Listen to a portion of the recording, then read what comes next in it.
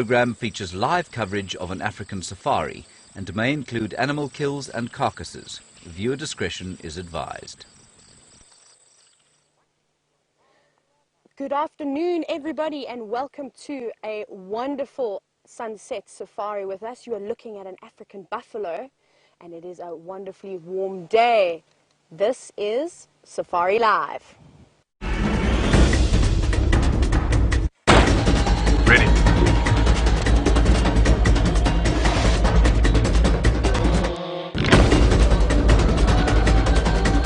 Standing by.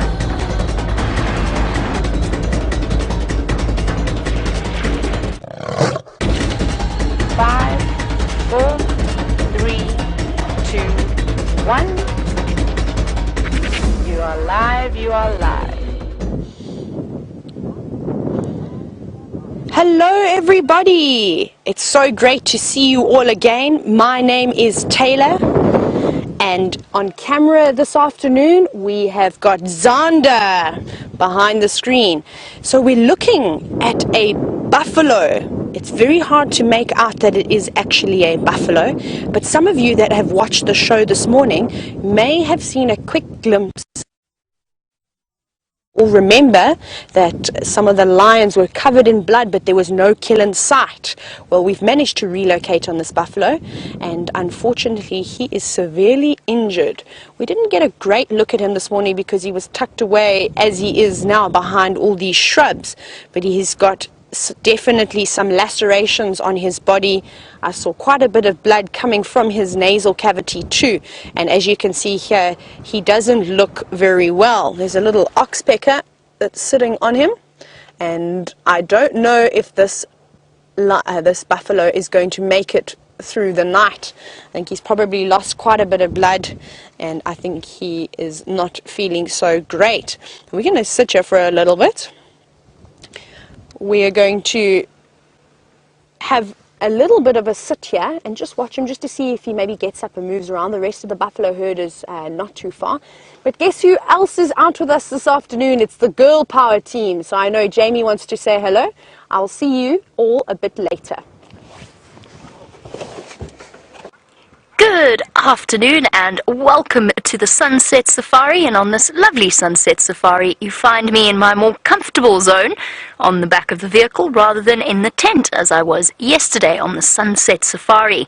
And starting off, not circling around our poor buffalo, but with a group of thermaling vultures. But before we get on to those, my name is Jamie, and this afternoon I have Dave on camera with me, and it is a very bright and beautiful afternoon. As you can see, this is not my hat, this is Brent's hat. I don't think he'll mind. I think mine's become part of the tent set now. That's where I think I've lost it. And Brent's on leave now, so I get to use his hat, and all the vultures are gone. They moved incredibly quickly. So they're not circling the dying buffalo just yet, although that is a very sad sight to see that you've just been witnessing with Tayla. But we're not far away at all. Wait, where are we? No, we're not far away at all from where that buffalo carcass was that we've been with over the last 3 or so days with the Nkuhuma Pride. And I think they've just finished off what's left of the carcass. The hyenas, I imagine, did most of the work last night. I wasn't out this morning on the sunrise safari, but I did hear the hyenas heckling away at the lions before I went to bed last night. I know that they probably were chased away from that kill. And as a result, the vultures came down, picked up the scraps, and are now doing what's known as thermaling. And they were giving us a don't go anywhere, hat. They were giving us a really nice example of it earlier, but they've all now crossed onto Buffel's hook. Vultures, because they're very heavy birds, flight for them can be incredibly inefficient, and I'm talking about the normal flapping style of flight. What they've devised is an incredible way of using rising air currents, and the other raptor species do it as well, but vultures with their enormous wingspans, and we're talking for whiteback vultures over 2 meters or over 6 feet in length, massively extended wings, they then use it to sort of ride the lift, ride the air currents, ride the thermals, and a very energy efficient way of checking for food in the air. And like that, the highest recorded bird was a Ruppel's vulture, or a Ruppel's griffin, at 32,000 feet. That's roughly the height of a commercial commercial flight. So they're absolutely incredible birds, and I'm hoping they're going to pop out, but they're not going to. Not the normal neat spiral that you would see usually. And that's because it's a very gusty day here in the Sabi Sand, which I feel as though I'm saying pretty much every day now. It's become the standard weather for our springtime season. It is lovely and warm, 30 degrees, so 86 degrees Fahrenheit. And our vultures have disappeared off. It's always nice if you have the opportunity, and one of the reasons why I was desperately trying to get them back on camera, because sometimes you find, usually when there's a kill in the vicinity, but occasionally not, you'll actually find a mixture of birds in a vulture spiraling circle, and they're not all vultures. So sometimes you might get to see a marabou stork, you might get to see bataliers, tawny eagles, all sorts of things. So an action-packed sunset safari is what we have planned for you, hopefully. I'm going to be making my way slowly but surely towards the Nkuhumas and where they were left this morning by James. Not 100% sure where they were, but I'm pretty sure I'll figure it out. It's usually quite easy to follow the vehicle tracks. And then I definitely know that there are lions close to the Boyatella Dam. The reason I know that is this afternoon I was sitting reading a most thought-provoking book on the lions of the Kruger National Park and their very unfortunate relationship with the poor Mozambican refugees coming over the border. And as I was reading a particularly graphic description, the lions started growling at each other and snarling right outside my bedroom window. So they're close, right outside Inga's, somewhere in the bush there. For somebody who didn't quite realize exactly where they were, that came as quite a startling moment. I'm going to keep searching. I'm making my way slowly because you've got to be careful of rushing to a sighting. And while we get to the lions, let's go back across to Tayla and see how that poor buffalo bull is doing.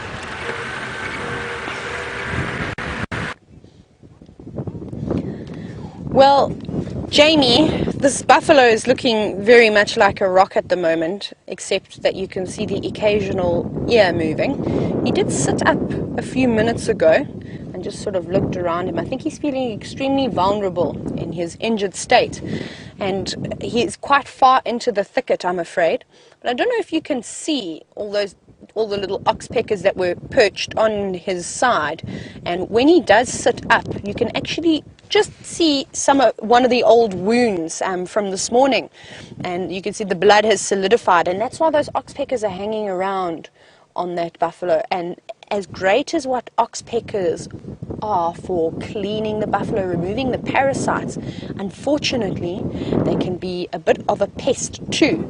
And this is a perfect example. This wound is trying to coagulate and stop bleeding, but those oxpeckers are going to continuously keep pecking at that wound. You can see them all hopping around there just to try and get all the nice fresh blood that's coming through. So that's what oxpeckers are feeding on when they're eating ticks, is that they're feeding on the blood of the ticks. I'm hoping that maybe he does get up and maybe move away, but unfortunately he is tucked away quite nicely. He's got a bit of shade there, and I think that's what he's after, just trying to get a little bit of relief. Oh, there they all go.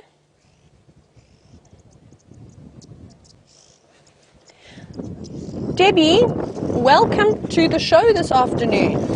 So you're writing in from all the way from Vancouver, and Debbie wants to know, should we be a little bit more cautious with this buffalo being injured? And you're quite right. We've got to give this animal space. It's under a lot of stress. We're quite far away from it. We're probably about 70, maybe even 65, 70 meters away from this buffalo. We're on the road. We obviously don't want to disturb this buffalo too much. Now, we're not so endangered in the vehicle. If you are on foot, my goodness, you'd really, really have to be careful, because something like this that's normally used to living in a big herd is now obviously on its own and it's injured. I've seen a buffalo get up with a broken leg and run like there was absolutely nothing wrong with it. So this buffalo that's got a few lacerations on it and a few bite marks, I didn't see any broken bones, it's going to cause a lot of damage, and it's going to act a lot more aggressively off the front than what it normally would. But for the moment, he's not really too bothered by us. I think he's just concentrating on trying to live as long as he can. Something disturbed the oxpeckers though. I don't know if you maybe heard that. They were all sitting on them. You can see all the oxpeckers have flown off. I don't know if they heard something or what it was. But they got up and they flapped their wings and they flew into the distance. Well, it's very windy here today as well, so I think the wind took them in a direction that they maybe didn't want to go. But now he's completely flat. And it's definitely something we're going to follow up on for most of the drive. We'll sit here for a little bit longer. And if he doesn't show any more sign of life, I can still see him breathing though. If you look very carefully, you can see him taking some breath. As that hopefully we will be able to follow up on him a little bit later. Wouldn't it be interesting if some hyenas came around and found him? And I think that the hyenas may give him a run for his money if there are enough of him. Otherwise, you know, Jamie was saying earlier with her interesting experience she had this afternoon with the lions are not too far from here. They're probably only about 250 meters away. So I'm hoping this wind does a bit of a change and sort of blows a little bit more in a northeasterly direction. At the moment it seems to be going sort of, I don't even know what direction. I've stopped, of course, typical. So it's going sort of straight east now. But it's not looking very good for this buffalo, I'm afraid. And it's inevitable. I don't think he is going to make it through. It'll be an absolute miracle if he manages to survive this ordeal. But unfortunately, I think with the drought, so the lack of food, everything is just against him, I'm afraid. And there is a bit of wind, like I said. So if anything picks up on his scent, he may be in a little bit of trouble. I think what we're going to do now is let's leave him because he's acting, obviously he's in dire straits at the moment. Let's go around, let's try and see if we can't find those lions that Jamie was talking about. Because I don't think he's going anywhere anytime soon. So hopefully once it cools down a little bit, we'll follow up on him as well. Right. What else have we got? See also if we can maybe get a better view, but I don't think so. I think that little spot that we had was the best that we were going to get. See, there was a herd of buffalo that were quite close to him, but they seem to have moved off. We actually saw them ruminating earlier this morning. But possibly they've got up and started moving and hopefully have gone to find some water. Radio. Let's take a slow little drive around.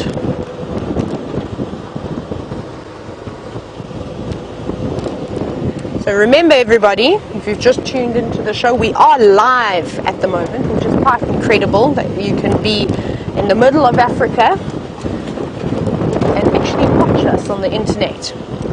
So if you do have any questions for us, you're welcome to send them in. You can either hashtag Safari Live on Twitter, or alternatively you can send us an email at questions@wildearth.tv, and we'd absolutely love to hear from you.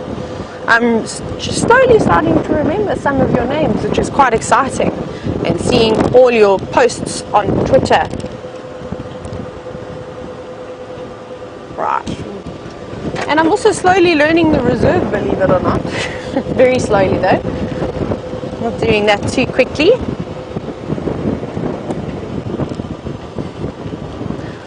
I was so excited today because obviously the clouds cleared and I wasn't too optimistic about that happening this morning. But now the wind has picked up, and we all know that the wind is not our friend when we do safaris. It affects the animal senses quite heavily. Also like to try and find some elephants this afternoon.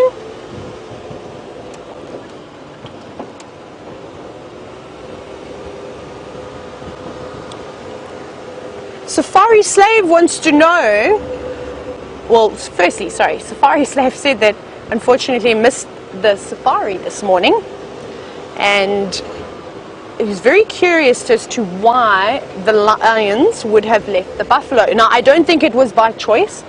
I think that buffalo gave the lions a good run for their money and jumped on their backs. The lions jumped on their backs, and he probably bucked and bronked around and maybe even horned one or two of them, because they did have quite a bit of blood on them this morning. And I think this buffalo just managed to get away. Maybe even the rest of the herd that I was telling you about heard the distress calls of this buffalo and came charging in and chased the lions away. And it did give that buffalo that was already injured, I'm afraid, an opportunity to move around.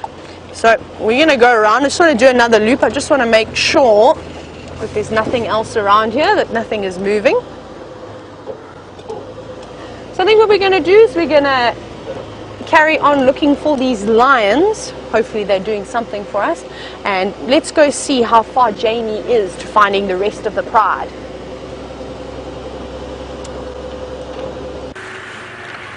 It seems as though Tayla and I are very much on the same page. Sorry, Dave's massive bottle of water just went tumbling. It's alright. There's very clear off-road tracks that are very clearly from this morning. Shall we follow them? Yes, let's. I don't think this is... Well, maybe this is where they were. Let's go find out, shall we? I figured I'd find my way eventually. This is just slightly sooner than I expected. Oh well, something was here this morning. Let's go and investigate what it was. I'm sure it was those lions.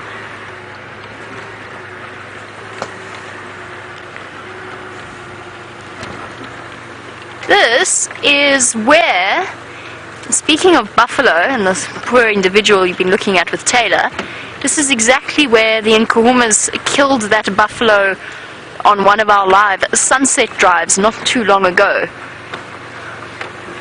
And I would have thought this was where the lions were. And it looks as though we're going to have to go right down in here. Good luck, Rusty's signal. Yep, there's the buffalo skeleton. Can you see it there, Dave? Always a nice idea when you're going into an area like this, when you know you're approaching a lion sighting and you know that it's quite dense, so just have a double check as to where they are. And the reason I say that is because I don't want to come around the corner and suddenly find myself really very close to them and startle them in any way, particularly not, of course, with the little cubs wandering about. We might, as we go down here, lose signal, but let's see how we go. It should be okay. I know it was okay with... Oh, I'm in Wendy. It should be alright.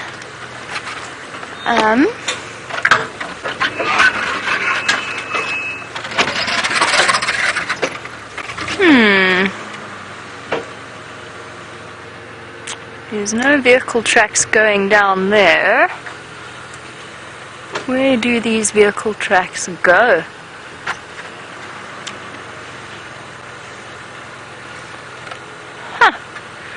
I think they've just moved down into the drainage lines. Apparently they were more out into the open this morning, but since the sun has got higher, or actually come out, it was very cloudy this morning, I think they've retreated a little bit further into the shade. I'm just going to concentrate on figuring out exactly where they've gone.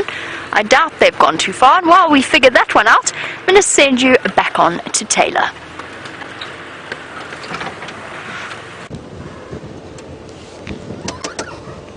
Hello everybody. Seems like Jamie and I are having great fun with the lions this afternoon. They seem to have both given us the slip. I'm not 100% certain where these lions were, but they're supposed to be somewhere around here. So I'm just going to drive along here, going very slowly, just looking for perhaps a nice tree where it is providing some shade. And I think that would be a good place to start to try and find the rest of these lions.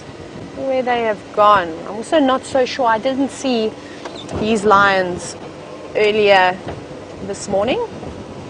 James had all the cats this morning. Lucky him. So we need to find them too. Hang on, Jamie's looking for me. Go, Jamie. Jamie's talking to me.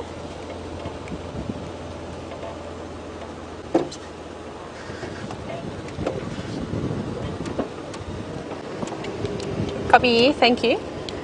So Jamie's just confirming where she heard those lions earlier today. So we're just going to have just take a little cruise here, just to see. Like I said, I'm looking for big trees because I think that's where they would be laying. There's not very much vegetation around here, and I don't think that they would be lying under a small shrub. I'm just going to go off-road. It's quite open though. We're not really doing any bundu bashing. So it's quite easy for me to talk to you and to drive. So we're just going to double check through here because we know they are in here. This is quite nice and open, and I think we're going to find them shortly. Hopefully, keeping my fingers crossed. It's always good to be optimistic. Nothing so far. Sandra, have you seen anything yet? Nothing.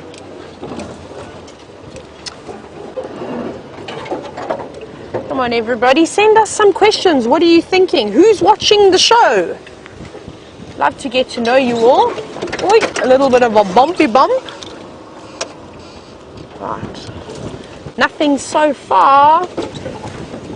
Just double checking. You know, lions can travel growling and all those strange noises that they make, can travel quite a distance. And there was quite a bit of wind today, so it could have been distorted slightly. Let's go here. I love Rusty. Rusty is so small and is able to maneuver through the most amazing things. It's quite incredible. Wait, hold on, Zander. But it's not too bad. There's just a few trees that the elephants have actually pushed over that are causing us a little bit of hassle, but nothing that dear Rusty cannot handle.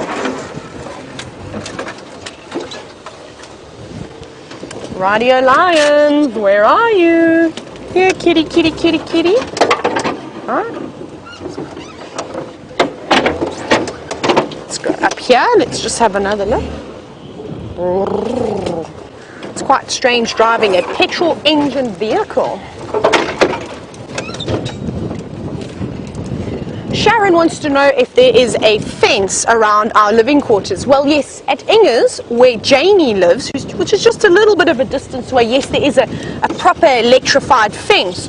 So unless they leave the gate open, nothing is really going to come through there. However, where we live, which is just to the west of Inga's, there's only an elephant wire, and an elephant wire is obviously a fence that's quite high, so there's just a few strands, and no, that can allow anything to come in. And if we leave the gate open, well, then the elephants are coming in too. They're actually regular visitors. They come and eat our wonderful garden.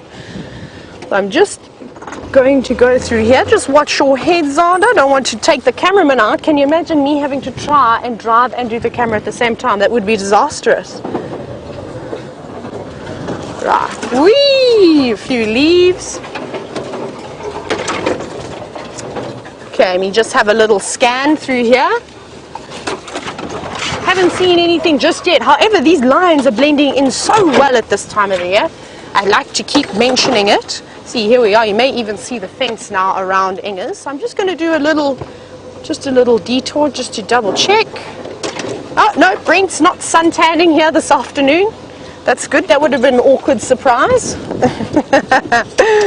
No, Brent is on holiday at the moment. He's having a well-deserved break.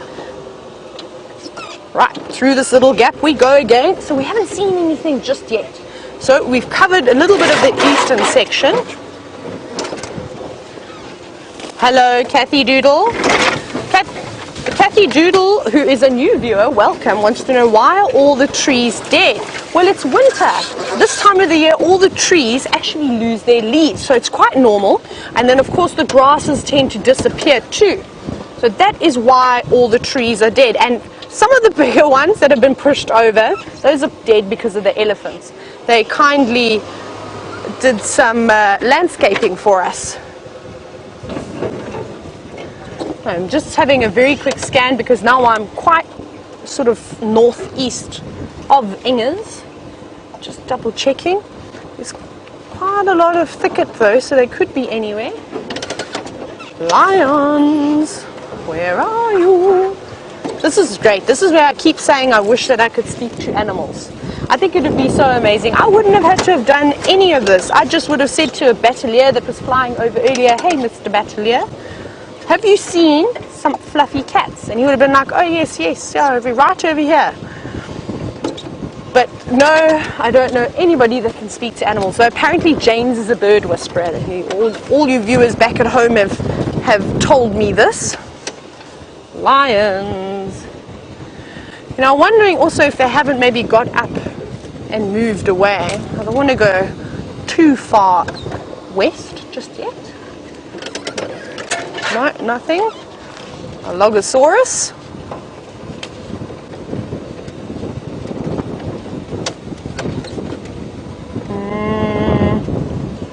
Still nothing.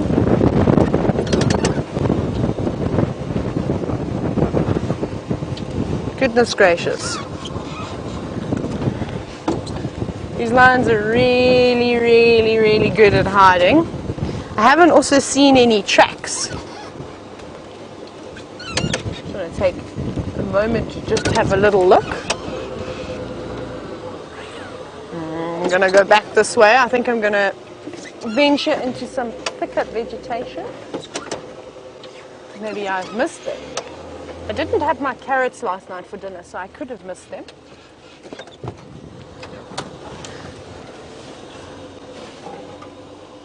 Oh no. Whee! Goodness gracious, this is a bit bumpy. Elephants have obviously been digging around here. Still no lions. Where are you?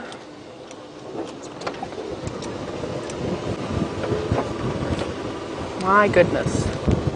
They really are giving us the run around. But it's fine. Sometimes it's quite nice to work hard before you are rewarded. Can't have everything handed to you on a silver platter. Life would be too easy and everybody would be very good at it. We have a hornbill. Let's see if it's going to sit nicely so I can actually show you that we have creatures lurking about at the moment. Let's see, where did you go? There. Still no lions. Right. Did you see where he landed? Oh, I didn't see him. Okay, hang on, we're going to get him now. The hornbills have been giving me an absolute run around today. I tried looking at one this morning and it was really beautiful. And then he flew away. I'm going to... Can you see them over there? Mmm, delicious. What are they eating? Let's have a look. See, we're going to have a closer look now.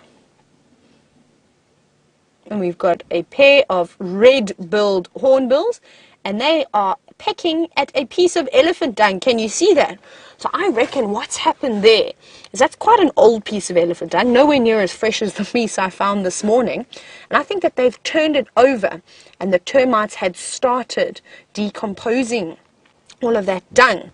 So that's what I was actually doing to try and find insects for James while he was in the tent, is I was turning over a lot of dung, because often it houses different insects. And look how happy they are.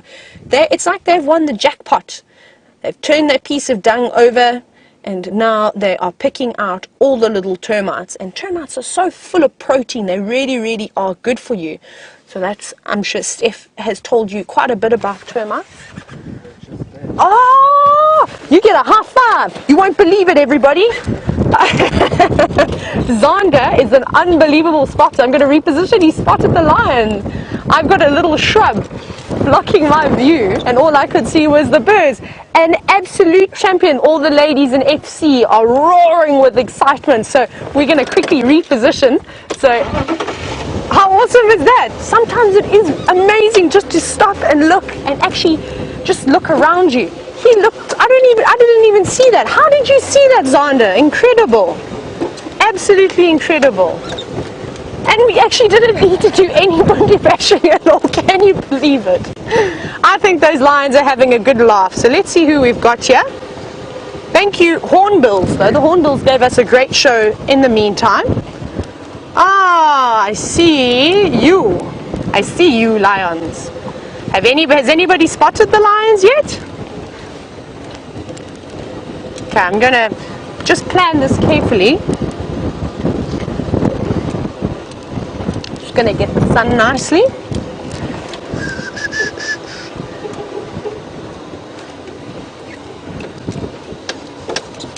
I really want to have a look at this big male lion.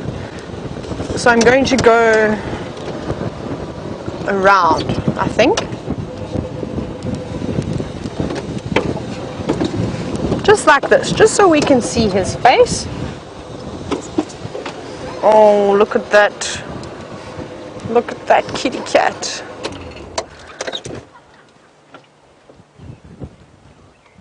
Look at him, look at him. Can you see him there? He's got the wind blowing in his hair. Isn't that lovely? And eyes tightly closed, unfortunately. It is quite hot though. It warmed up very nicely, as I said earlier. So they are just relaxing. However, I think he's going to move. Look at, you can see clearly how he's covered in sunlight at the moment. And I don't think he's going to particularly enjoy that. So I saw 2 female lionesses in this male. There could possibly be a 3rd female lioness. If I'm not mistaken, there were 3 female lions, and they are lying just behind a guarri shrub. It may be a bit difficult to see them, but at the moment he's posing the best. Ah, sorry, my mistake. It was only 2 female lionesses. So we've got them all here. And he looks like he's in La La Land. What are you going to do, lovely lady? They're all quite sleepy at the moment. And it'll be exciting if a little bit later they just do decide to get up and track down that buffalo that they almost managed to take down. Look at him there. Look at the flies bothering him. That must be the most frustrating thing, is having all these biting insects constantly biting you. And I always think, you know, these animals, they don't look where they lay down. They just plonk themselves down, and that's it. Goodness, when I go to sit down on the ground, I check make sure there's no scorpions and beetles and wasps or all sorts of things there. And they don't care. They just plop down, and then the insects don't even bother them too much either, you know. They just sort of move around, except the flies. And I suppose if you decide to plonk yourself down onto an ant's nest, I don't think they'd be too happy with you either, and I think you may find yourself in a little bit of trouble. But let's keep our fingers crossed that he does decide to stand up and move up and change position. Ah, fantastic. So Jamie, girl power is definitely rocking this afternoon. The lions gave us both a little run around, but Jamie's got the little Nkuhuma cubs.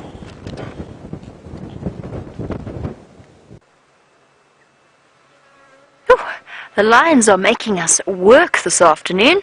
We've finally managed to catch up with the Nkuhuma Pride deep within the Nyala Road North drainage line.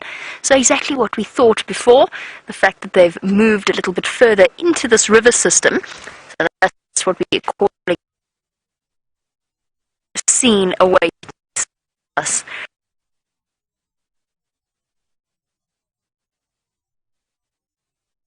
So you missed me so much that you just had to come dashing on back to me, which is no problem. We're going to watch this wonderful lion. Oh, look at that. Did you see that fly almost going into the crevice of his lips? And that didn't feel too good. They're still harassing him.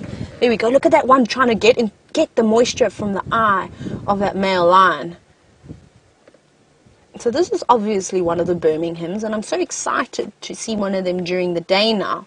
And I can't wait to get an opportunity to... Oh, I'm being attacked by the flies. Sorry, everybody. I can't wait for him to get up and have a look at his size, because I believe that these boys are impressive lions. That's all I used to hear about down in the southern sector of the Sabi Sands. The Birminghams. So I'm very, very excited. Look at those big paws.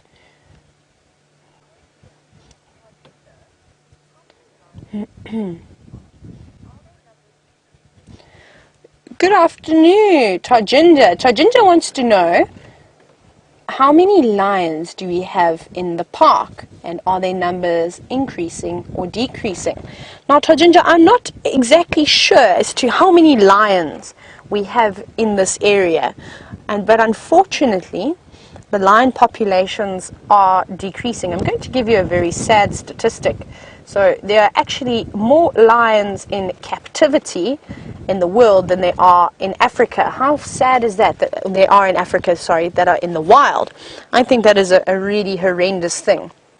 Now, I'm not even going to give you an estimate on how many lions I think, because I'm really not sure. I'm going to have to do a bit of research. But remember, we are on 8.5 million acres of land.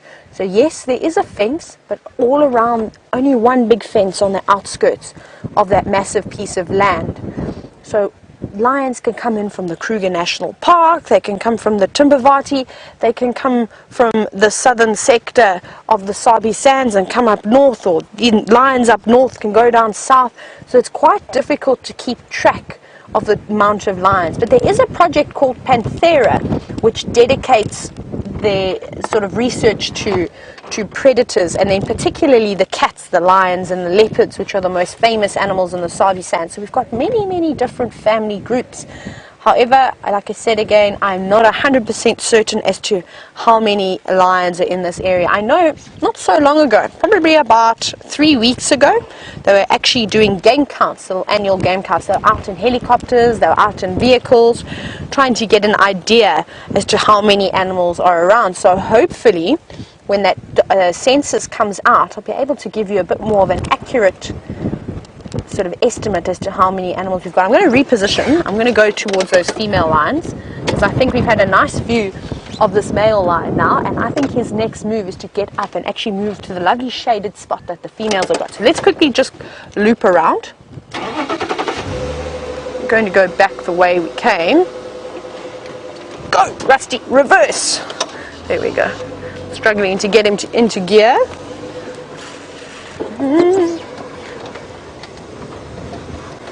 Oh, my mom would be so impressed with my driving without even any mirrors.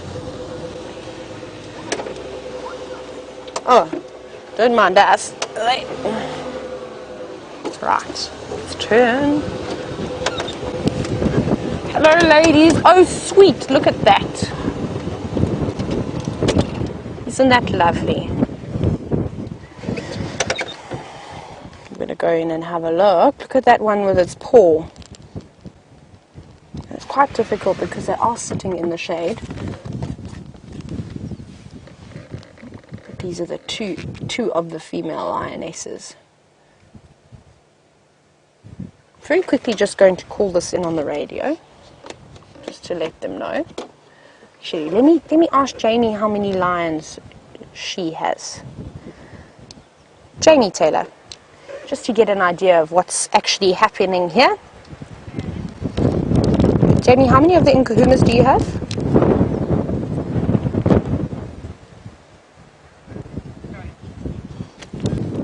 How many Mafazi Ngonyam do you have?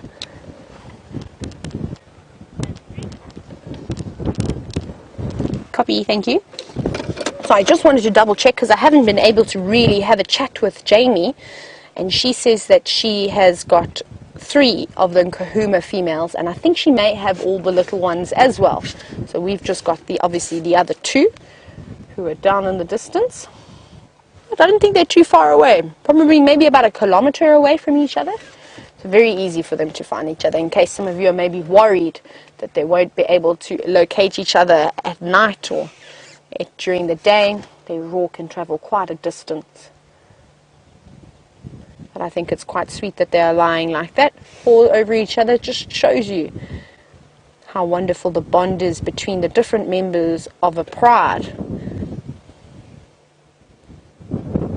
Look at that. Look at the padding. Can we go in and have a look at the pads of the lions? Look at that. How incredible that is. Can you see that? It's almost like sandpaper to the touch. It's very rough, especially for these females that are older, that have got well-worn pads. Sometimes you can actually see little cuts and things that are quite nice because it comes out in their tracks, which makes it so interesting. But I think a lion paw print, and even just looking at the pad like that, is quite beautiful. That would make quite a nice screen capture over there. So when you're looking at a lion's paw print, you don't see the little pad that's above, further up on the leg. You just see the 4 toes and then the lobes. I don't know if you can count, 1, 2, 3, and that's what you see when the lions walk and leave their wonderful mark on the ground.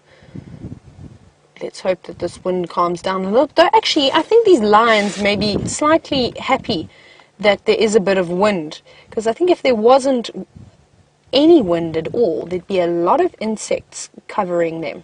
I think they're quite enjoying that. They've got a nice shaded spot. And if you go over to the male, you're going to see there how, you see there, it's not too far away, only about 30 meters or so. And he's got lots of sun on him. So that's why I think he's going to get up from there, and his next move is to go and harass the females, and hopefully we'll get a little bit of action too. Isn't that lovely? I wonder where the rest of the Birmingham boys are. I had a question yesterday afternoon as to how many male lions I've seen in a coalition, and it's only 2. So I'm very, very, very excited to see these 4 beautiful boys together. And I wonder when they were last seen together. It's not uncommon for such a large coalition like this to sort of separate.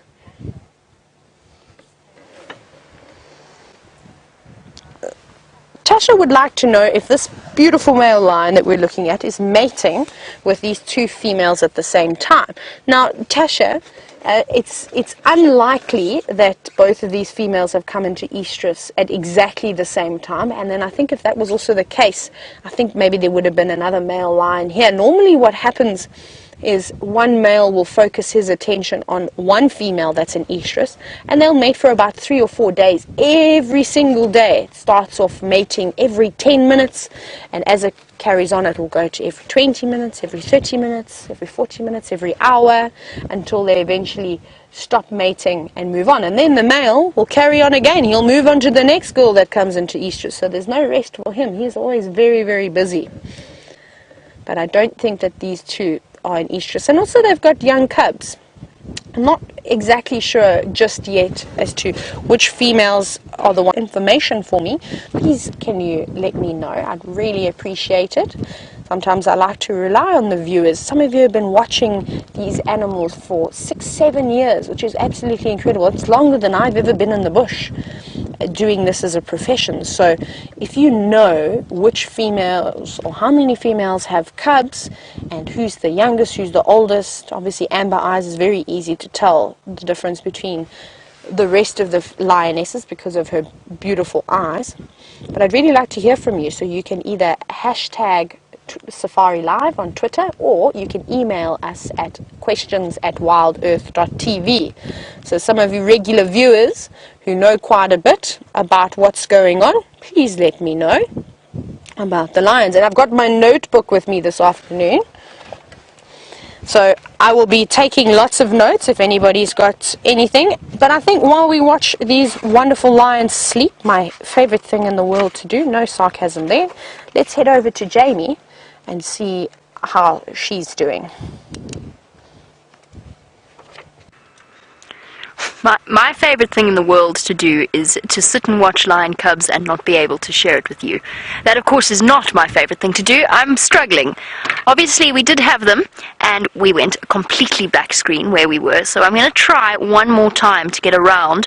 Remember, if you cast your mind back to that lion hunt and the fact that we were on Wendy and we kept going black screen at these crucial moments, particularly one nerve-wracking moment when the buffalo was actually running towards the vehicle. So it is a notorious bad Wendy signal patch. If I don't have any success going in here, then I promise you I'll tell Tayla exactly where she can go. Rusty is usually a little bit better than Wendy in terms of signal, so she might have a little bit of better luck. Shall we try this? What I'm thinking is we approach from the northern side. There's quite a steep ridge between us and where our repeater sits. Obviously we've got the antenna that sticks up at the back of the vehicle. I'm hoping that with a slightly lower angle we might have a little bit more in the way of fortune. So let's give it a go. What I did do was go past the buffalo kill that we were speaking about earlier. All that's left is a couple of bones and a surprising amount of the skin.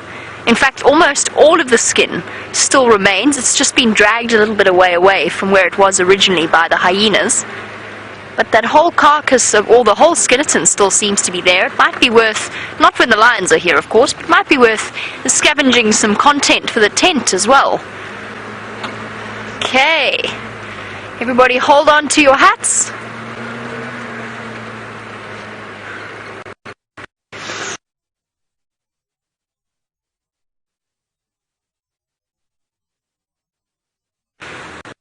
We'll stay.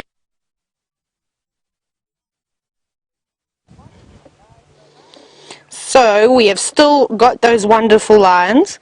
And I'm very envious that everybody's had an opportunity to draw things over the last few days. So I'm going to show you what I'm doing just now. I'm just finishing my masterpiece. Remember, I said to you that I am still working. I am still working on my notes.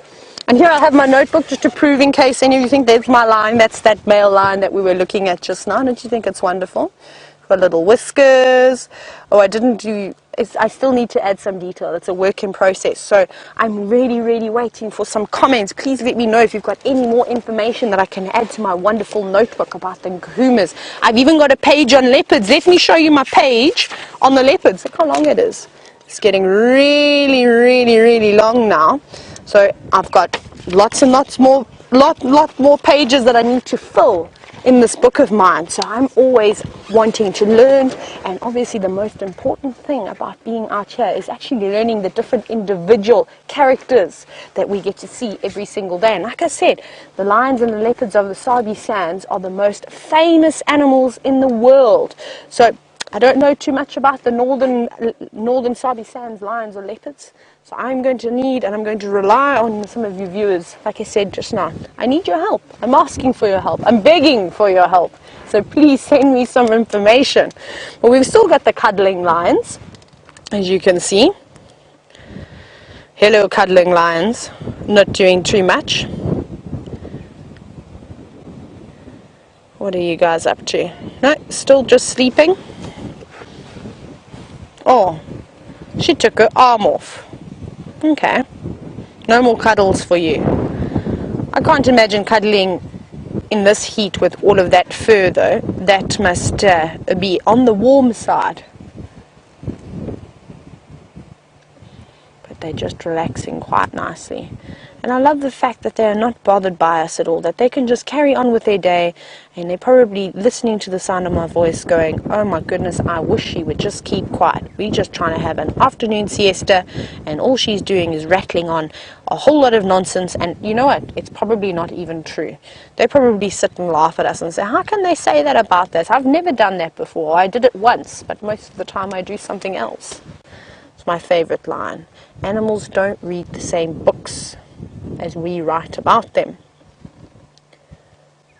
Oh, I must share something with you. This is completely irrelevant. I saw something so exciting this morning, and I couldn't believe it, that I managed to see some dwarf mongoose that were mating. And I was so excited. I really cannot tell you. I've never seen anything like it before. And I asked a few of the others, and they said they'd never seen something. It didn't last for long, though.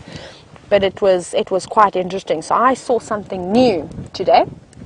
It's only taken me 5 years to see mating dwarf mongoose. Sorry, I'm going to sneeze in about 2 seconds. I know if I try and carry on, it's coming. No, it's gone. Okay, it was a row. It was coming. No, it's building up. It's going to be a monster of a sneeze. No, okay. It's officially gone. Sorry, it was just a tickle then.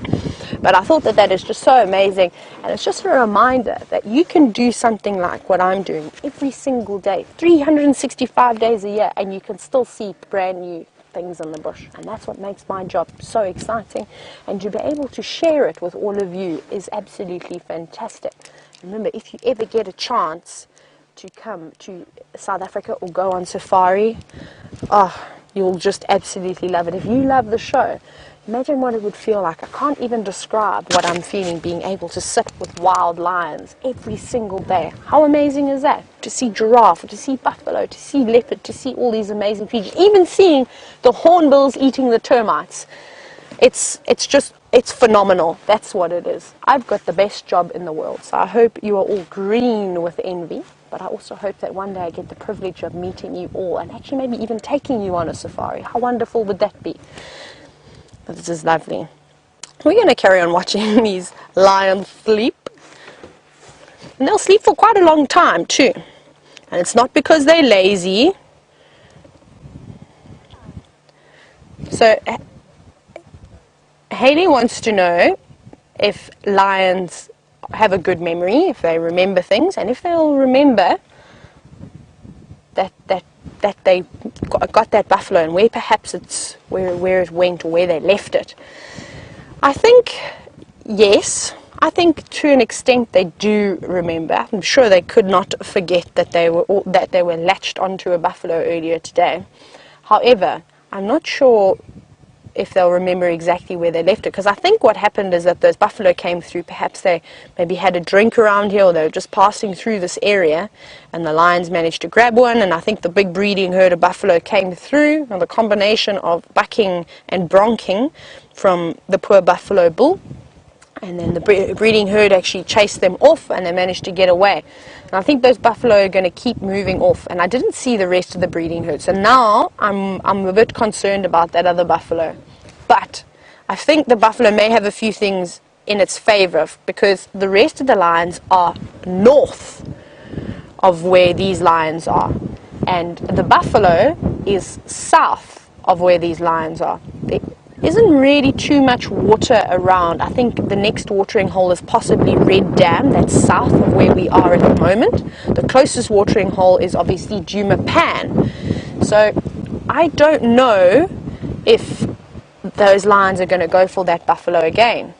Maybe they're just going to go back and actually regroup with the rest of the pride, or if that other pride comes down here, the rest of the Nkuhumas with the little ones come down this way, maybe they have a drink and then they continue further south, and then maybe they stumble into that buffalo that's injured. Jamie's looking for me. Let me say hello to Jamie. Standing by, Jamie.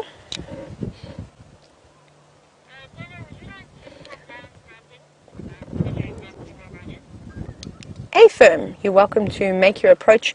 We are just east of Djuma Pan. You can't progress from the Kayas. I'm not sure what that ndlela is called. They're just off the ndlela that runs straight from the Pan and goes in an easterly direction. Sorry everybody, we're just chatting and just double checking. I think Jamie and I are going to swap sightings.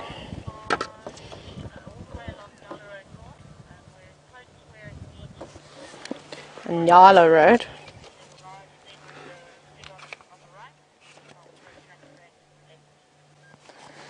Great, this is fantastic news. Copy, thank you. So what I think Jamie and I are going to do is I think we're actually going to swap around a little bit and see if I've maybe got a little bit of better signal. So I think we're going to leave these sleepy lions and we're going to start making our way towards where the rest of the Nkuhumas are, and hopefully get to see some little cubs. But I believe we've got to do quite a bit of off-roading to get there. We're a little bit of a distance away. I'm just putting my trusty notebook down and my pen so I don't lose it. But sleepy lions, maybe we'll follow up on you a little bit later. Let's go see where the rest of the Nkuhumas are. Right, I think we're going to go this way. We're going to see where I end up.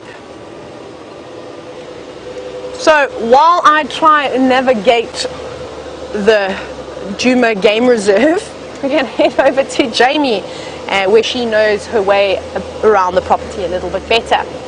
I'll catch up with you all a bit later.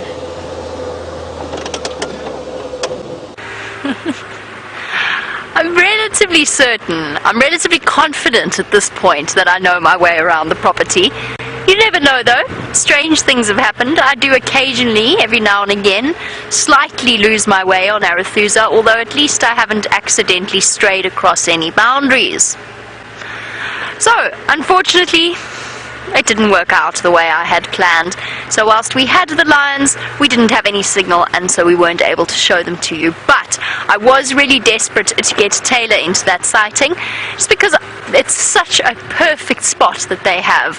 All out in the open, beautiful drainage line sand, all 8 cubs moving about with mum, a little bit energetic because they don't have bellies that were as full as they were yesterday. I think it's a really nice sighting for her to head to and spend a little bit of time there. So let's see if she manages to find it. It's a bit of a tricky spot, so I wish her the best of luck, and I wish her the best of luck with signal as well. I'm not racing back to the lions that Tayla had. I'm taking a slight meander around.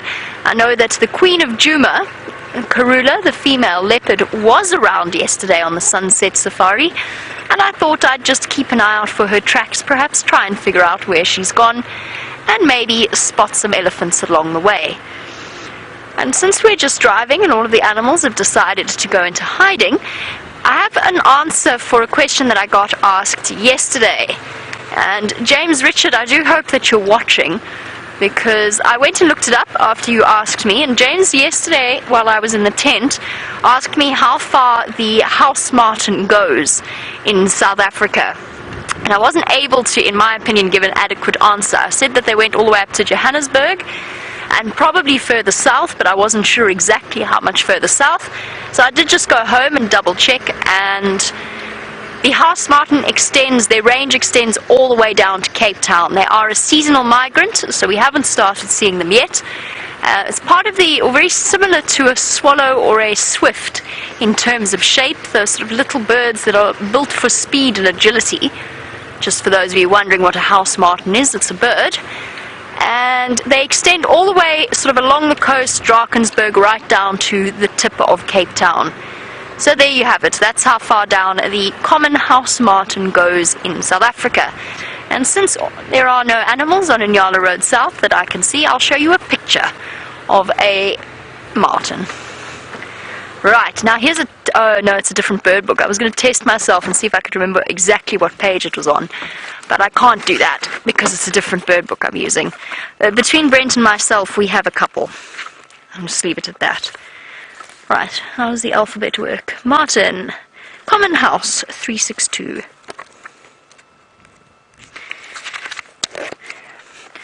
So there we go, we are looking at this little bird here. See what I mean? It's sort of very much looks like it's part of the swallow family, and that because it is essentially, it's still a martin. But you can see with those angular, sort of sharp bending wings and the forked tail, so that is the common house martin. And if we have a look at the distribution map, which is over here, in red, you will see it extends all the way down to Cape Town. So oh goodness, this is very small. Do I have a small stick? Let's see if I have a small stick so I can show you where we are. Oh, Dave has found a small cable tie. That'll do. Thank you, Dave. We are here-ish. Here-ish, the bottomish corner of, or the bottomish corner of the cable tie, the top corner of South Africa. And it extends all the way down along Drakensberg, a bit of the Free State area, and then into Cape Town. It's actually most of South Africa. It's just the Northern Cape it misses. And there, as you can see, quite a lot of Africa as well. Here we go. So, the common house martin, in answer to a question that I couldn't properly answer yesterday, for which I do apologize, but that's the wonder of Safari Live, is that with your viewer, the questions that you guys send through, we learn at the same time. And that is half the fun of being a guide. I know I heard elephants somewhere around here just before we went on drive, so we'll look for them as well.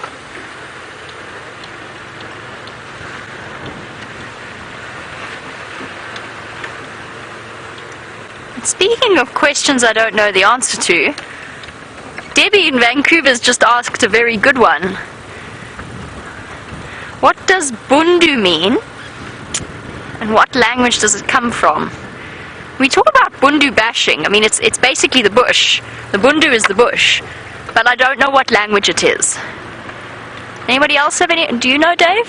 No, I don't have a clue. Bundu bashing is to go, when you go bundu bashing, and you go off into the bush, into the wilderness, and usually off-road. That's bundu bashing. As for where the word bundu comes from, I would guess and say Zulu.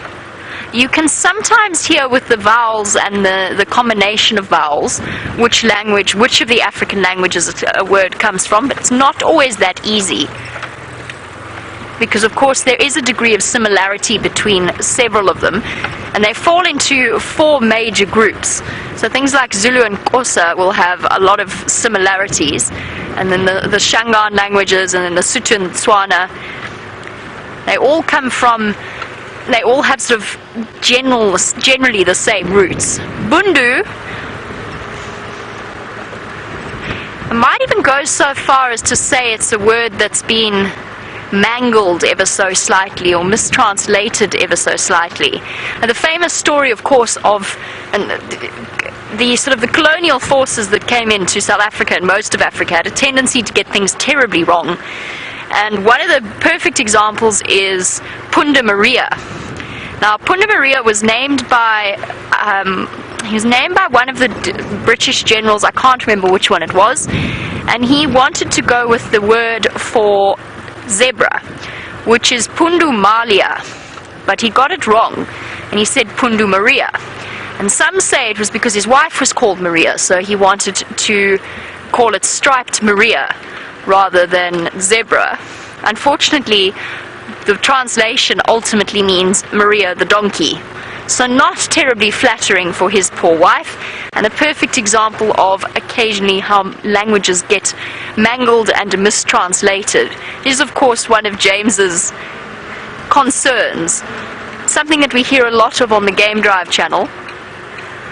And I know enough to know that I don't know enough to try and get too complex when I'm talking on the Game Drive channel. I can understand to a basic degree, but I definitely know that I can't speak it, so I try and avoid speaking Shangaan or anything like that over the Game Drive channel. James, of course, who is a genius, is perfectly fluent in it. As for where Bundu comes from, well, I think it's Zulu. It sounds like it might be Zulu, but I honestly don't know, Debbie. Sorry. I'll have to go. It'll be my next project, my homework that I'm given after every drive. Go and find the answers to questions I don't know the answer to. Come on, animals, where are you all hiding?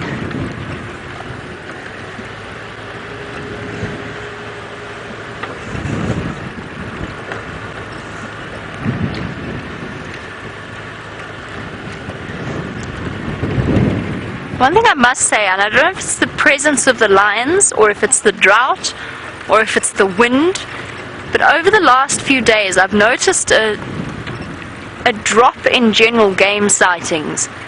It just feels unbelievably quiet out here. Even the birds are hiding away this afternoon. I think it's because of the wind.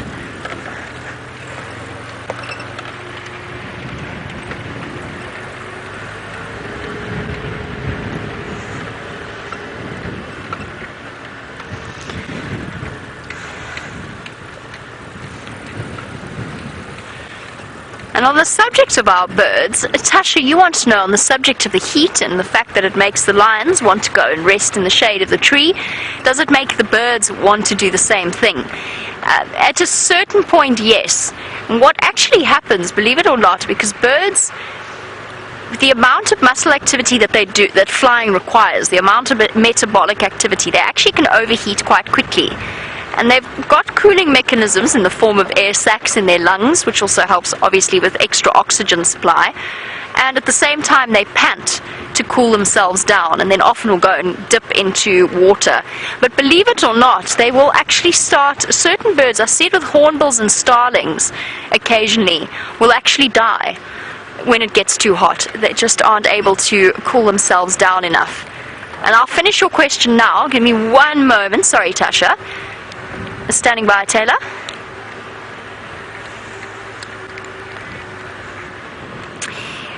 That's affirmative. Go all the way north, almost to the junction, and just before the road curves upwards, you'll see my tracks going to the northwest, into the drainage itself.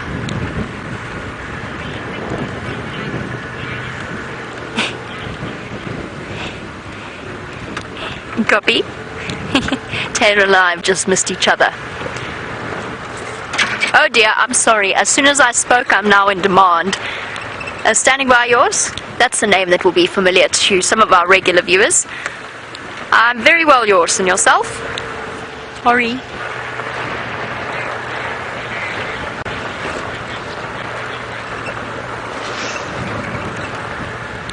Yours, I am live. I can give you a quick update though. Hlami Ngala, 3 Mafazis and 8 Mapimpans off Nyala Road North. It's quite a tricky spot, but they're nice and in the open in the drainage. And 2 Mafazis, 1 Madora, just to the east of Weyatela Dam.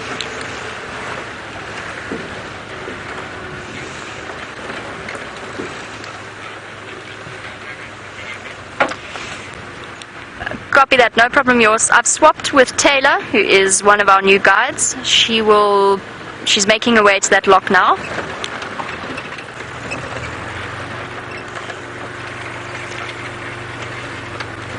No problem. Sorry. I just had to give Yours some directions. Yours, of course, is a name that's familiar to many of you. He takes the most gorgeous pictures of some of our most beloved leopard characters. And we've shared a few amazing sightings with Yours. Right, back to the question of the birds. The reason we're not seeing as many now, I think, Tasha, is less to do with the heat. Because this isn't too bad. This is manageable. Pretty manageable. 30 degrees is not so bad for us. I think it's the wind. I think the blowing off course, not that many of them are flying around. Although I have to say, I also think that the drought is playing a role. And those of them that can are moving to areas that perhaps have had slightly more rain. And I just heard one now. Aha. Here you are.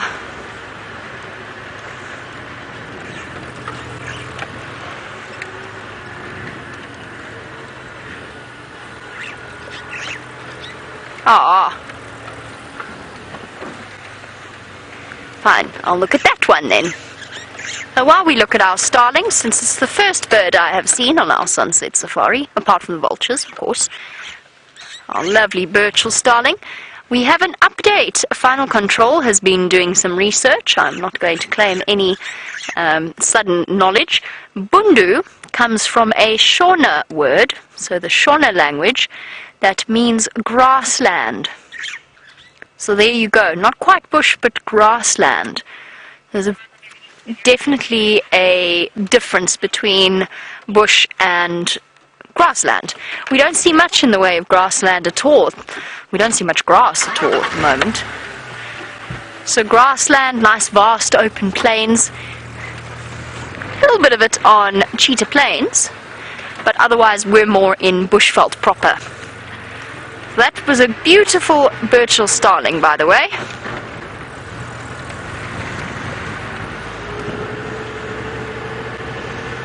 Okie dokie. Right. Tayla was wondering whether or not I know my way around the reserve. I know I do. Let's go and see whether or not she's managed the search for those lions yet.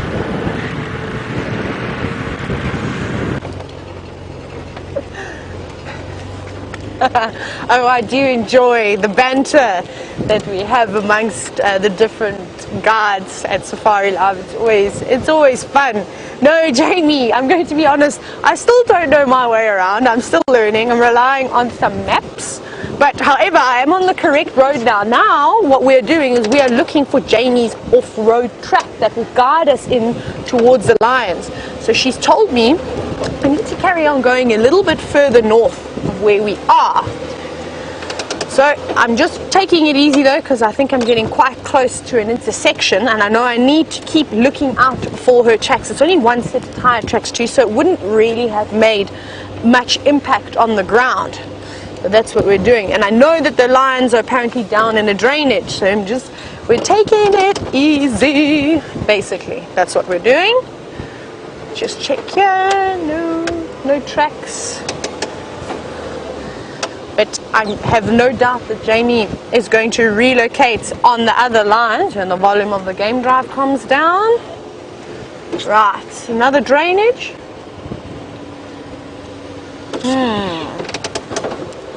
Whoop, a little bit of a bumpy bump.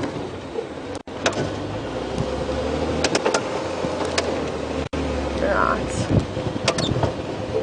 This wind is not helping either. This wind is just getting worse and worse, which is very frustrating.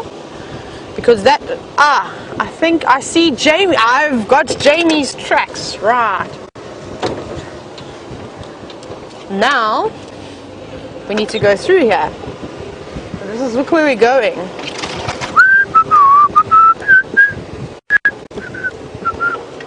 Driving around. We're looking for lions, everybody, if you've just tuned into the show. And we are currently live at the moment as well. So if you'd like to ask any questions, you're welcome to send them in to Twitter by just adding the hashtag Safari Live, or you can email us at questions@wildearth.tv. Please excuse me while I don't look at all of you wonderful people. I'm just going to move through here. Oh, be careful of this tree, Xander. This is a nasty one on the right. It's got some thorns. They will bite you. I've been bitten. That's, I think, the tree's favorite thing to do to me, is if you ever get an opportunity and I jump out the vehicle, look at my ankles, because they are covered in big scratches from where the buffalo thorn and the knob thorns have bitten me. Wait, what's happened here? They're in here. Can you see them? Okay, how are we going to do this? We go forward again. Zoop! Up half on a termite mound. My goodness, it's really hard to see them here.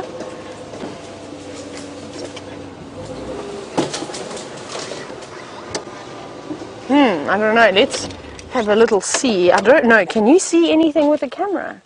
They are hidden away. And I'm wondering if we actually cannot find a better access point, which I will try and do at some point. At the moment, if you look very carefully, those log-like objects are actually some more sleeping lions. Oh, there we go. We got one of the little cubs. Looks like having a little suckle. Hello. Yes, wake up.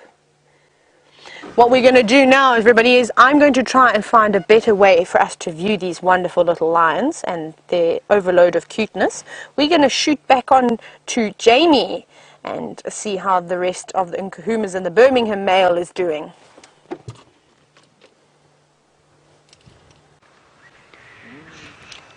I hope they're fine. I hope they are alive and well. I'm sure they are. They're lying off in the shade somewhere.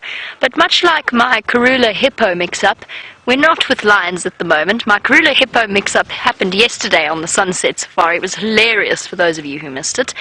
And we're not quite with the lions yet, partly because I can't drive over the damn wall until the guests have gone out on their safari. But we have arrived with a lovely herd of zebra that have decided to actually stop their rapid movement into the thick vegetation, which was what they were doing initially. I'm hoping if we just keep a little bit of distance, they're not going to go running off. So although we've got an obscured view for now, I think if I shift around any further, they're probably going to move away from us. I'm really sorry, I don't know where my voice is going. Shame, they are being seriously plagued at the moment. We're seeing a lot of them pull these funny faces and stomp and move about and just look generally uncomfortable. I recently found out that that's because they have fly larvae, not fly larvae, bot fly larvae up their nostrils. So what happens is the bot flies particularly target the nostrils of zebra, and they move up into the nostrils and they lay their eggs there. And then obviously when those hatch and when they've got the larvae in there chewing on the sensitive tissue of the sinuses, it makes the zebra incredibly uncomfortable. Now they all are infected in that way generally, and it's not too serious a problem, but it does create those strange facial expressions that we see them pull every now and again. They sort of head shake and that uncomfortable lip when they move their upper lip and scrunch up their nostrils. And that's because of the fly larvae moving about in there. Those poor things. Imagine how uncomfortable that is. Ugh, it's the stuff of nightmares, actually. But for them, it is just the way of things and the only way they've ever known it. Isn't this zebra beautiful? Not that they aren't all, but this one is particularly striking. Perhaps it's Dave's amazing camera work. And perhaps it is the beautiful light. Look at that. That's stunning.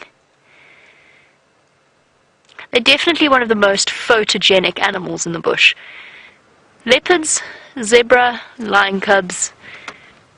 Yeah, those are our photogenic 3. Let's try a photogenic 5. Zebra, leopard, cheetah,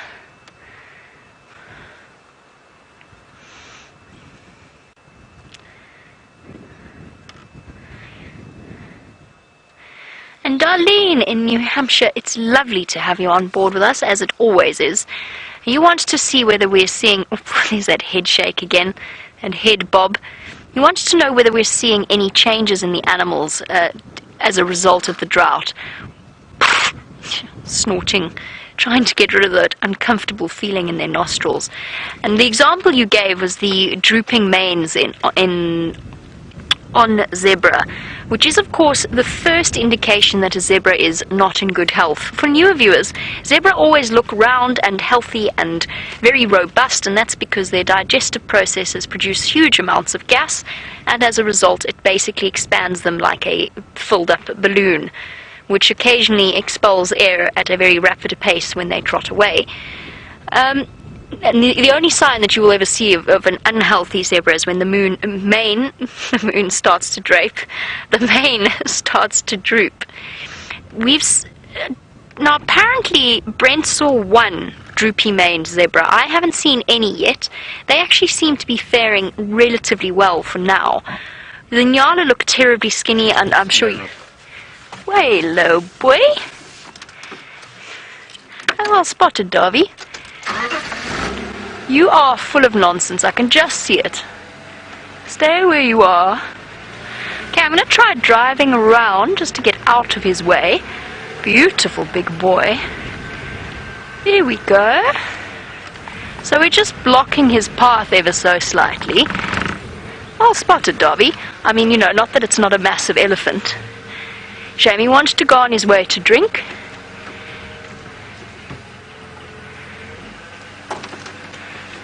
Yes, keep walking, mister. Oh, he's beautiful. What a magnificent elephant bull. And I bet you he's been the one causing all the nonsense with the ladies. Aren't you, mister? Let's go follow him. He is just too beautiful. And he's going on his way for a drink. Oh, beautiful, beautiful boy. Sneaky too, huh? Wondered what happened with Dave there. There's a sudden frantic change in direction.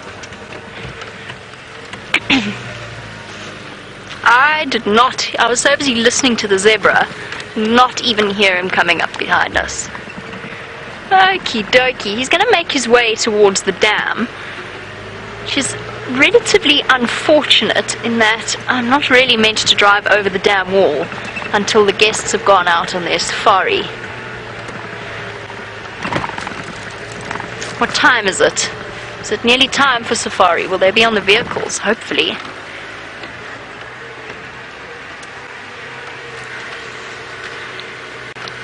Rexon or Aubrey for Jamie.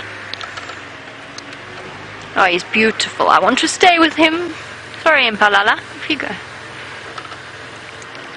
They must be getting on the vehicles by now, unless they're celebrating the recent engagement of two guests. And a very well done to Tayla. While I figure out whether or not I can creep across the dam wall, Tayla has done a marvelous job of following up on those lions. Let's go and see if she has signal so that she can show them to you.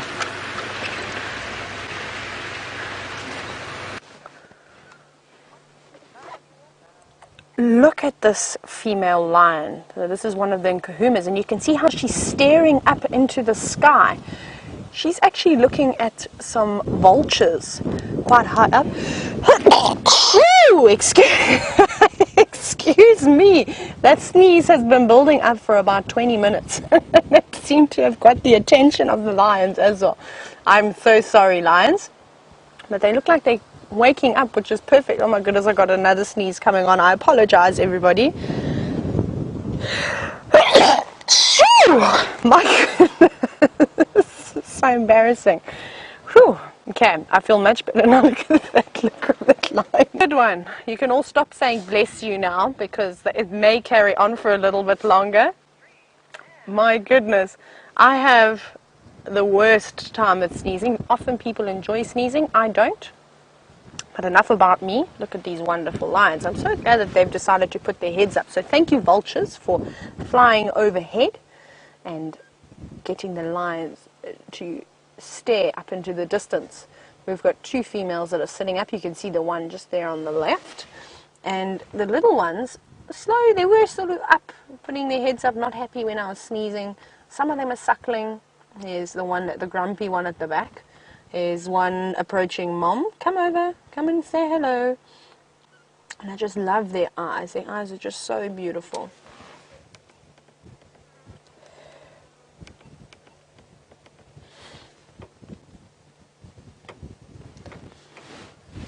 What wonderful ladies. And I'm so happy that we've managed to keep signal too. We are in a serious drainage line, right in a dip. We've got a few people asking about the lion sighting. And I don't blame them, because this is quite special to be able to sit here with so many lions and view them. And they're much more behaved than the ones we were looking at earlier with that had their heads flat down onto the ground. Look at that. Isn't that lovely? That's going to make for an amazing photo. I'm very quickly going to take a snap. Hopefully she looks up towards the sky again. The vultures are circling, and that's quite typical. I think it's going to be very difficult for you to see them at the angle. However, maybe they think that these lions had something hidden in this drainage line, but not lucky for the vultures this afternoon. Here we go, all the little ones waking up now. Hello! Oh no, just want to come and sit closer. Oh, look at that love. Time to bite you. And Mom's not interested at all. That clicking that you're hearing, that's me taking a few little shots. Please feel free to take your own screenshots as well. This is quite special to see this. Hello, Diana Rose.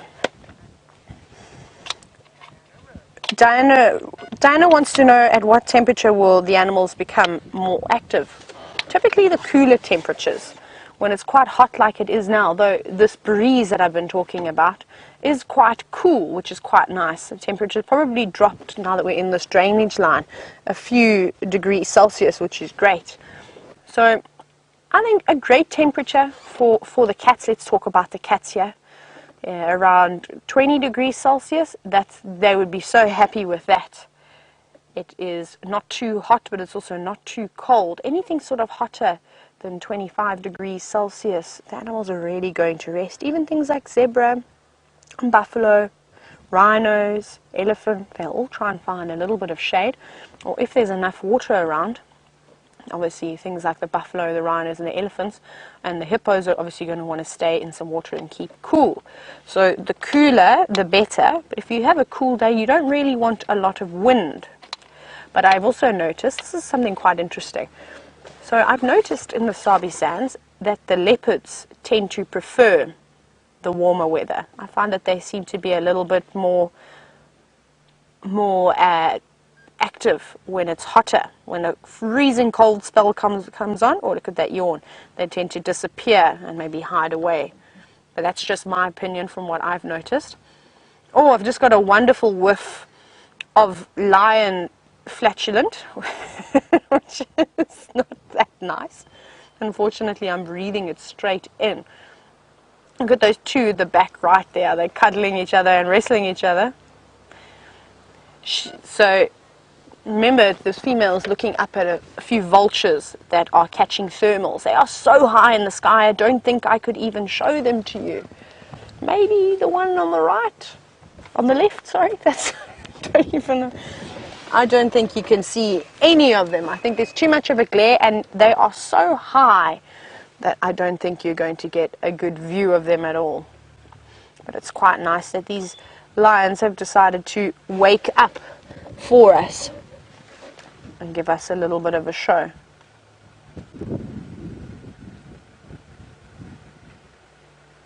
What I do need to do, I really need to reposition this vehicle. We've got another ranger that's coming into the sighting, and I'm hogging the best view. And I think if I go out and let this ranger come in, because we don't have signal when I go too far into the drainage line, we will both be able to have a really amazing view. So if you can just excuse me for just a few seconds, just want to try and reorganize myself here.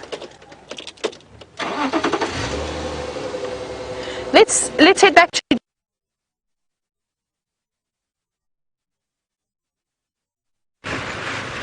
Alrighty, well at least Tayla does have a little bit of signal in that drainage line. We are racing all the way around to catch up with that beautiful bull elephant that decided to sneak up behind us. I think he thought that was a wonderful game. Try and sneak up behind the vehicle, see when they spot him. But he was also wanting to get through to the water. He obviously wanted to go straight where we were going, where we were parked.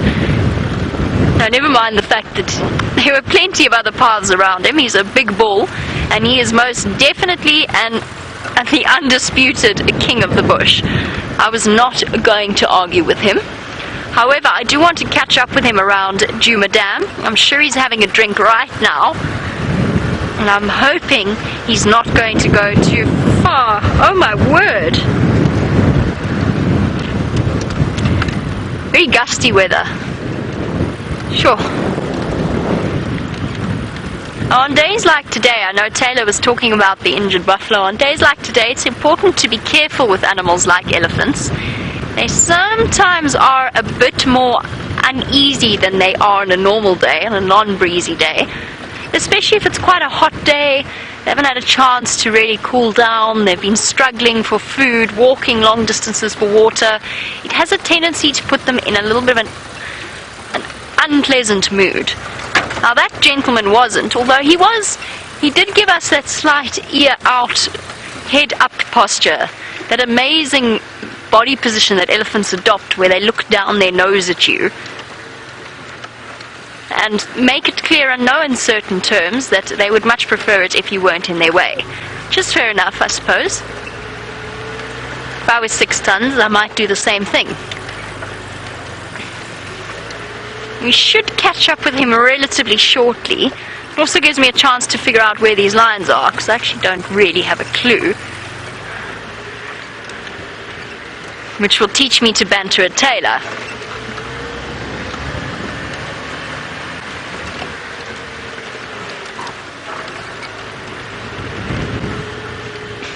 Now he's a particularly magnificent elephant bull. I haven't seen one that large in a while.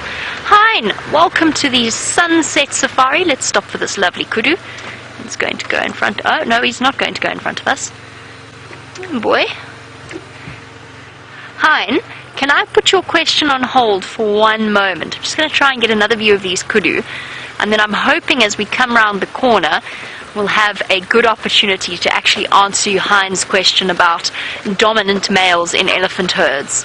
We can go into a little bit more depth. I just want to try and catch up with these kudu, get us a nice clear view. Hello, boy. And girls. Oh, right into the sun. Hello, beautiful. Aren't you lovely? Young male kudu. His horns haven't started quite reaching their full potential yet, though they're getting there, and his neck is not nearly as muscular as a fully grown kudu bull. But he is beautiful enough, isn't he? In fact, those horns are almost nyala-shaped. They are exactly nyala-shaped. In fact, it looks like somebody took a pair of nyala horns and popped it on top of a kudu's head. That's incredible. They are, of course, a part of the same antelope tribe, so they are related to each other. And they are beautiful, beautiful antelope. Sorry, somebody is trying to call me again. Andrew, go ahead.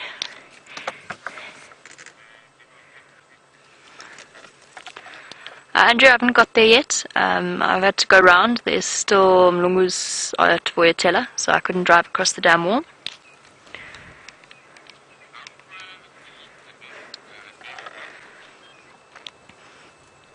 I'm not sure, Andrew. I wasn't at that sighting. I heard audio of them from Inge's house this afternoon, but I'm not sure exactly where they are.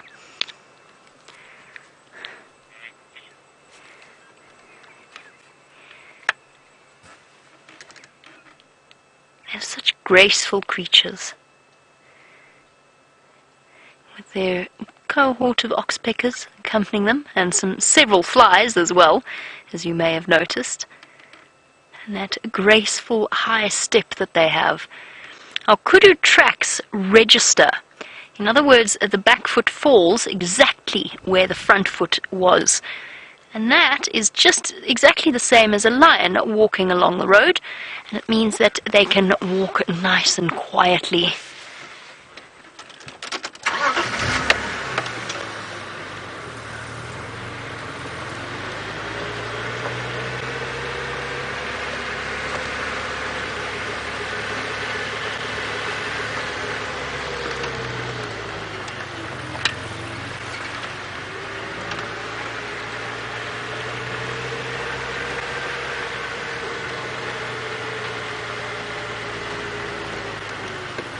Okay, the Kudu are lovely, but I do want to catch up with that Ellie bull.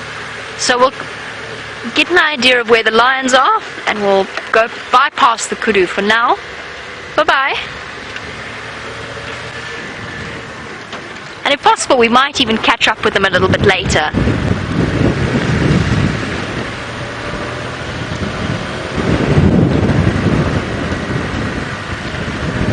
Brent's hat really doesn't want to stay on my head, so I'm sorry for the arm on it. I have tried tightening it, I've tried everything, it just doesn't want to stay on my head. It's already blown off and nearly hit Dave once. Gone flying into the road.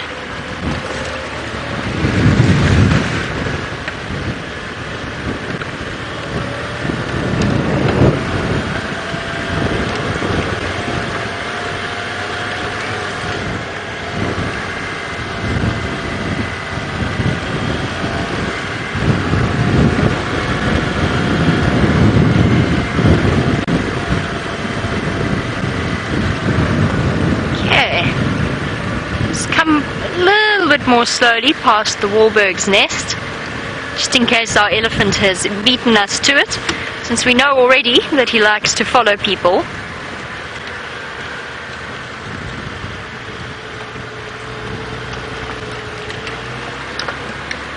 The Wahlbergs are there. I'll come back to them. I will come back to them.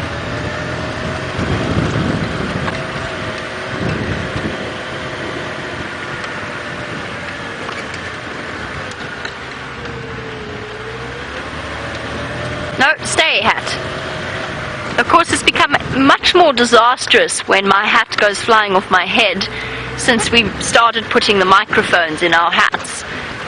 So it becomes much more of an issue. The microphone goes flying, the sound goes all funny.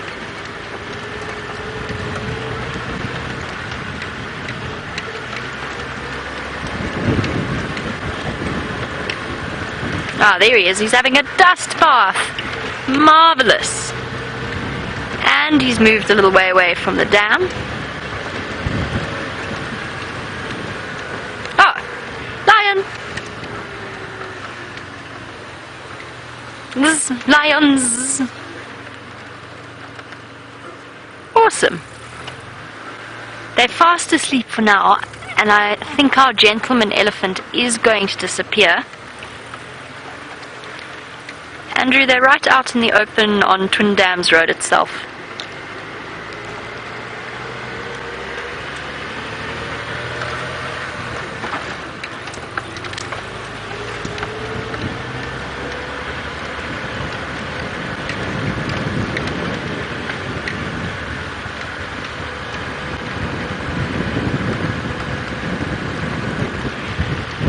Oh, beautiful boy.